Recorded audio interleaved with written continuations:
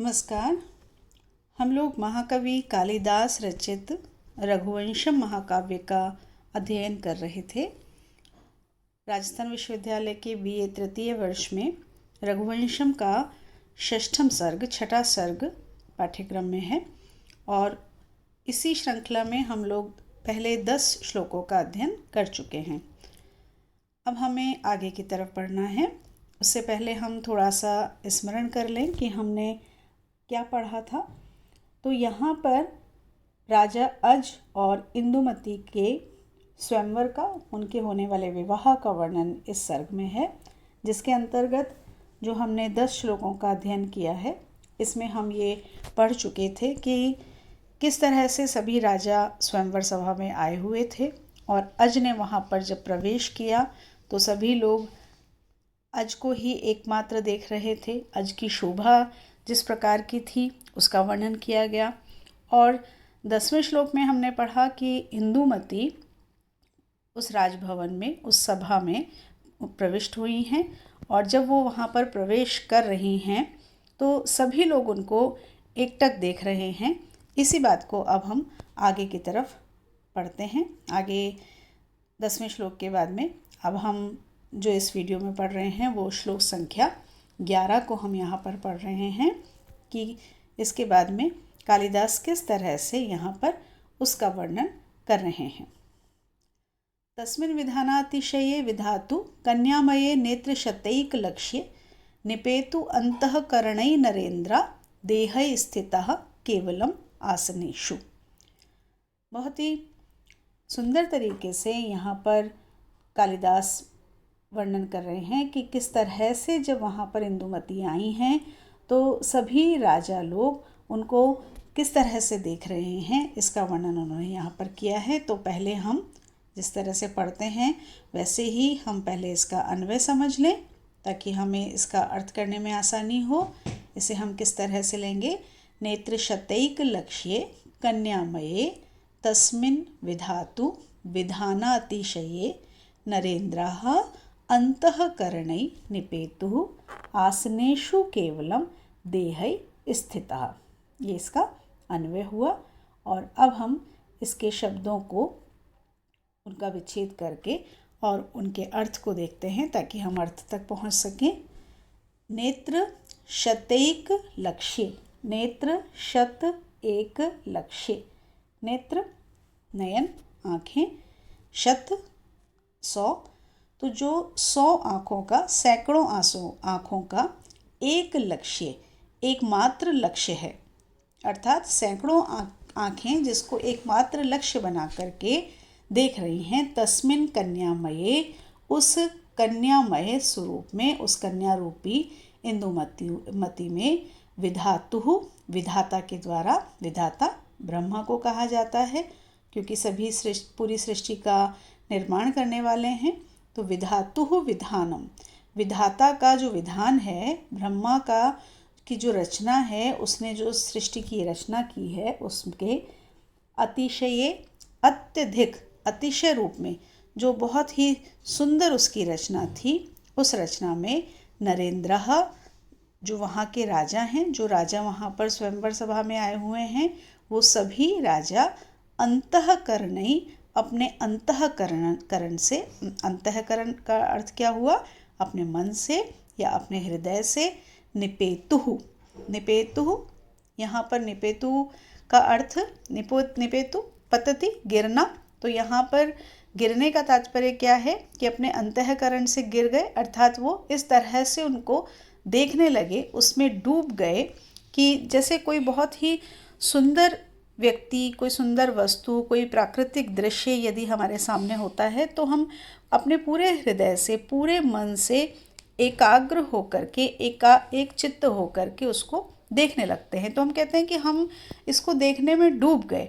तो उसी तरह से इन्होंने यहाँ पे निपेतु शब्द का प्रयोग करके कहा कि वो उसको अपने अंतःकरण से इस प्रकार से उसमें गिर गए, उसमें डूब गए, उसको एकटक निहारने लगे कि आसनेषु, आसनों पर, तो जिन आसनों पर वो राजा बैठे थे उन आसनों के लिए कहा है कि आसनों पर तो केवलम, केवल देहै स्थिता, केवल अपने देह से, अपने शरीर से ही स्थित थे कि जैसे ही इंदुमती ने वहाँ पर प्रवेश किया तो जितने भी वहाँ राजा थे उन सभी राजाओं की जो आंखें थी, सैकड़ों आंखें, मतलब इतने राजा वहाँ पर बैठे हुए थे कि उनकी जो आंखें हैं वो सैकड़ों की संख्या में है।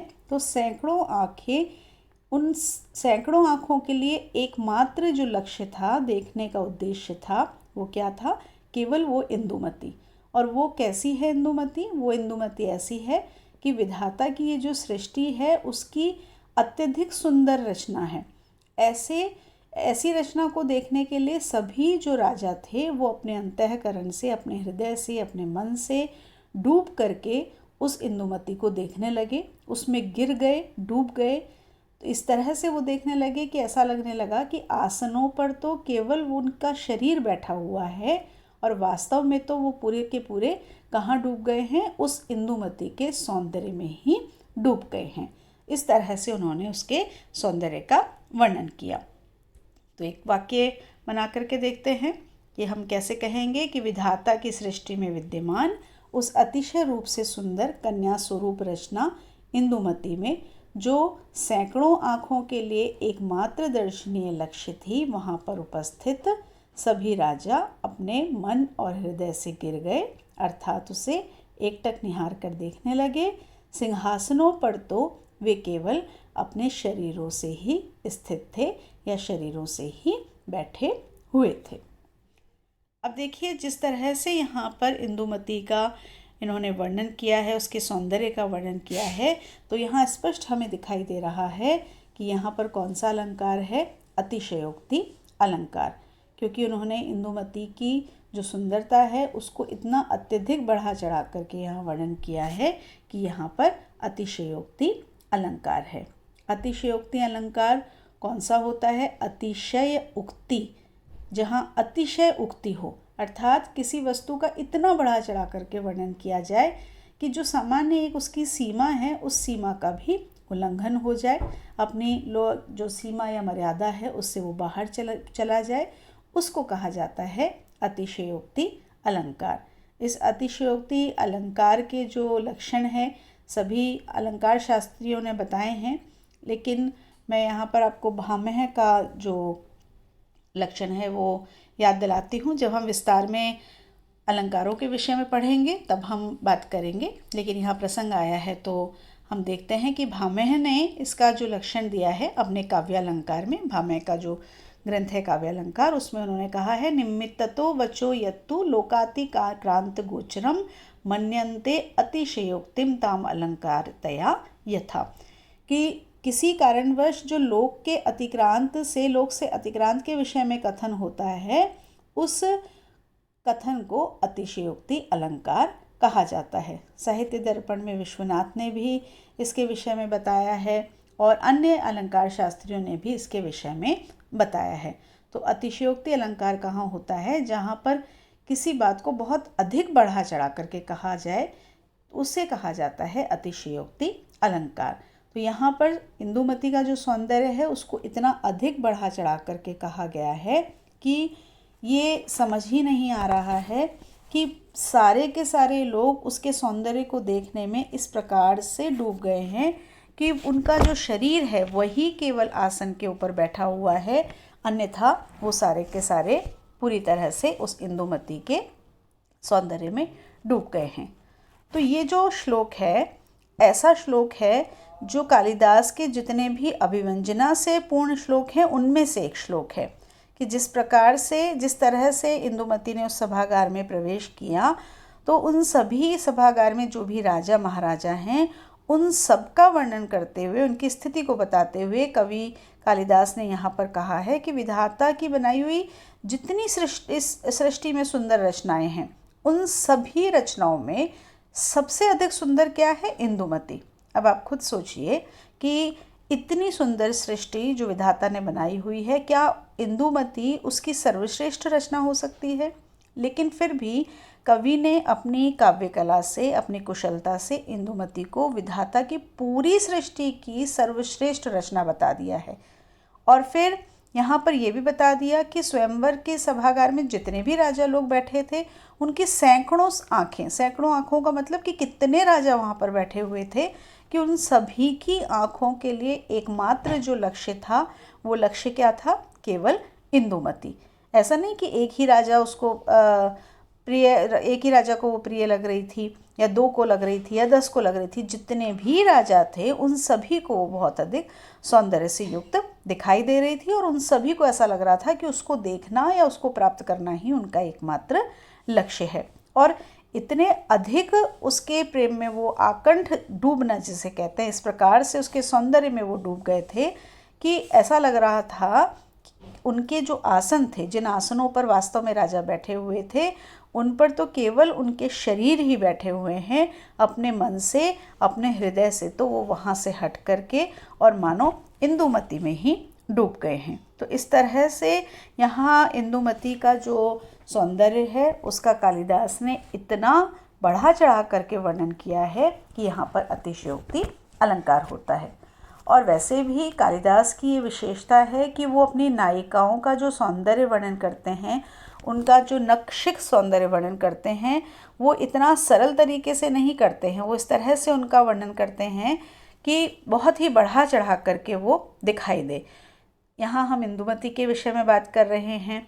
इसके अतिरिक्त आप लोग अभिज्ञान शाकुंतलम पढ़ चुके हैं। अभिज्ञान शाकुंतलम में भी आपने पढ़ा है कि नायिका जो शकुंतला थी उसकी सुंदरता का, उसके सौंदर्य का जब उन्होंने वर्णन किया था तो कितने सुंदर तरीके से उसका वर्णन किया था। अध्रय किसलय रागः, कोमल विटपानुकारिणो बाहु, या फिर स्त्री रत्न सृष्टि अपरा प्रतिभाति सामे धातुर्विभुत्वम अनुचिन्त्य वपुश्च तस्याः।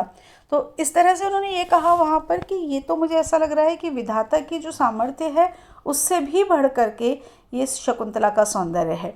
तो ऐसा देखने को प्राप्त होता है कि कालिदास अपनी नायिकाओं को सृष्टि की सबसे सुंदर रचना के रूप में वहाँ पर दिखाते हैं, और उनका वर्णन ऐसा होता है कि जो पाठक है, जो श्रोता है, जो दर्शक है, वो उस बात को मानने के लिए उसे तैयार होना पड़ता है। शाकुंतलम में जैसे कहा लब्धम नेत्र निर्वाणम, कि नेत्रों का निर्वाण ही प्राप्त हो गया, नेत्रों का मोक्ष ही प्राप्त हो गया, कि उसका जो सौंदर्य था उसको देख करके तो जैसे नेत्रों की जो अंतिम उनका लक्ष्य था वही प्राप्त हो गया। वही चीज़ यहाँ पर भी दिखाई दे रही है कि उन्होंने कहा कि सैकड़ों आँखों का एकमात्र जो लक्ष्य था वो कौन था? इंदुमती का सौंदर्य। तो यहाँ जिस तरह से उन्होंने सैकड़ों आँखों का लक्ष्य केवल इंदुमती को बताया है, तो ये इंदुमती की सौंदर्य की जो प्रशंसा है उसका बहुत ही अच्छा उदाहरण है। और यदि हम इस बात को और देखें तो यहाँ जो अंतःकरण बताया है उन्होंने, वो उनके मन का, उनके चित्त का, उनके हृदय का द्योतक है। और अंतःकरण ऐसी चीज़ होती है, ऐसा अंग होता है जो सूक्ष्म होता है और अदृश्य होता है। अंतःकरण कभी दिखाई नहीं देता है, शरीर दिखाई देता है। जैसे गीता में हमने पढ़ा कि जो शरीर है वही नष्ट होता है, आत्मा कभी नष्ट नहीं होती। उसी तरह से जो अंतःकरण है वो कभी भी दिखाई नहीं देता है, शरीर ही दिखाई देता है। तो उनका शरीर तो वहीं बैठा रहा, क्योंकि एक मर्यादा थी कि राजा अपने आसनों से उठ नहीं सकते थे, लेकिन उनका जो मन था, उनका जो हृदय था, वो वहाँ से उठ गया और उठ करके पूरी तरह से शकुंतला में माफ़ कीजिए इंदुमती के सौंदर्य में पूरी तरह से गिर गया। गिरना शब्द का प्रयोग किया यहाँ पे, निपेतु शब्द बोला उन्होंने। यहाँ तात्पर्य हुआ कि एक तरह से उसमें डूब गया। तो इस तरह उन्होंने जो इंदुमती है उसके सौंदर्य का वर्णन इसमें किया है। और विधातु यहाँ पर उन्होंने कहा ब्रह्मा को, तो विधातु मतलब विधाता की जो सृष्टि है। विधाता कौन है? जो सब कुछ धारण करने वाला है। वि उपसर्ग धा धातु लगी हुई है, त्रिच प्रत्यय लगा हुआ है, इससे ये बनता है शब्द। और सृष्टि की केवल रचना ही नहीं करते हैं ये, बल्कि सृष्टि को धारण भी करते हैं। धा धातु का मतलब धारण करना। तो ये इसका एक मुख्य बात इसमें है। तो यहाँ उन्होंने ये बताया कि जैसे ही वो कन्या स्वरूपी जो इंदुमती है उसने वहाँ पर प्रवेश किया, कहाँ प्रवेश किया?